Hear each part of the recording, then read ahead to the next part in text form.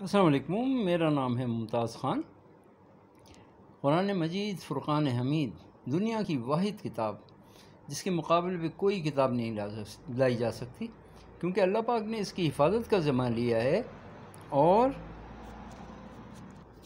قرآن ایک مکمل جامع کتاب ہے، اور یہ ایسی کتاب ہے، ایسا معجزہ ہے جو نبی کریم صلی اللہ علیہ وسلم کو دیا گیا کہ لاکھوں انسانوں کے دلوں میں قرآن موجود ہے۔ جب سے قرآن نازل ہوا اس وقت سے صحابہ کرام نے قرآن کو حفظ کرنا شروع کیا، اور آج تک مسلمانوں کے سینوں میں قرآن موجود ہے، زیر زبر پیش کے ساتھ موجود ہے۔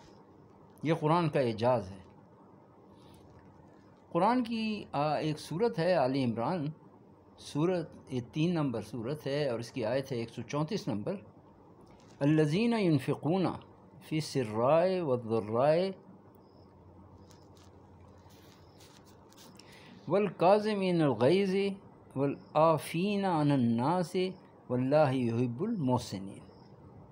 جو خوشحالی میں بھی اور بدحالی میں بھی اللہ کے لیے مال خرچ کرتے ہیں، اور جو غصے کو پی جانے اور لوگوں کو معاف کرنے والے کر دینے کے عادی ہیں، اللہ ایسے نیک لوگوں سے محبت کرتا ہے۔ اللہ کن لوگوں سے محبت کرتا ہے؟ جو ہر حال میں، خوشحالی ہو بدحالی ہو، ہر حال میں اللہ کے لیے مال خرچ کرتے ہیں، اور جو غصہ نہیں کرتے، غصہ پی جاتے ہیں، حالانکہ اس میں طاقت اور قوت ہوتی ہے، مگر غصہ نکالتے نہیں کسی پہ، بلکہ لوگوں کو معاف کر دینے کے عادی ہیں۔ اللہ ایسے نیک لوگوں کو پسند کرتا ہے۔ اللہ ہمیں بھی اپنے راستے میں خرچ کرنے کی توفیق عطا فرمائے۔ کم از کم ایک آدمی کو روز ناشتہ یا کھانا کرا دیا کرے۔